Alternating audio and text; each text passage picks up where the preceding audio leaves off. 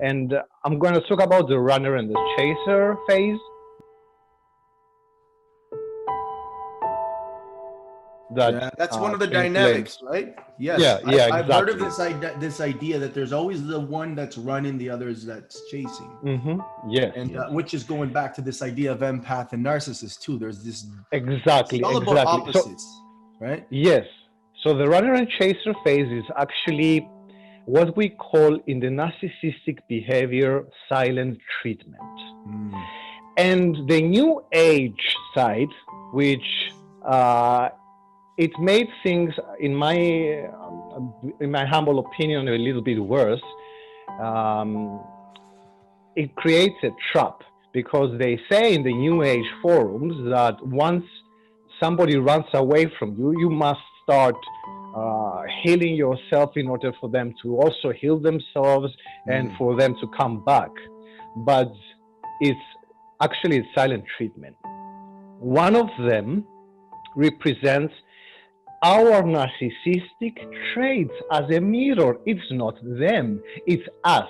It's our hidden trauma that we don't admit that we have these issues. We don't want to see that we have deep inside, like memories from our childhood, mother, father, abandonment issues, whatever. Yeah. So that is reflected in that relationship, and they run away, of course, for their own reason. But once we start accusing and blaming our twin flame, we lost the game.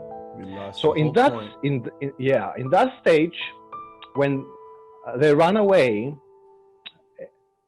the only thing we have to do is to go within and change ourselves, not for them to come back, but for us, because they do that unconsciously and subconsciously from the fifth dimension of thinking, just to help us grow. But in this dimension, it seems negative. We feel pain, we feel abandonment, etc., etc. I think the biggest one is abandonment, man.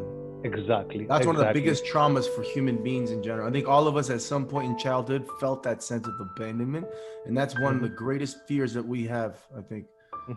So so this is a mirror. This is a mirror right here, and when the person's running, they're unconsciously basically giving you an opportunity to go even deeper within yourself. The idea is not to face them.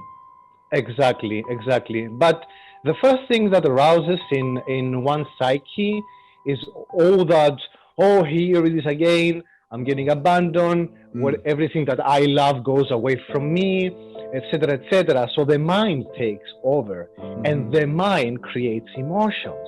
Thoughts creates emotions. And then we go to assumptions. And assumptions create reality. And Beliefs and we are ending up in a loop of abuse.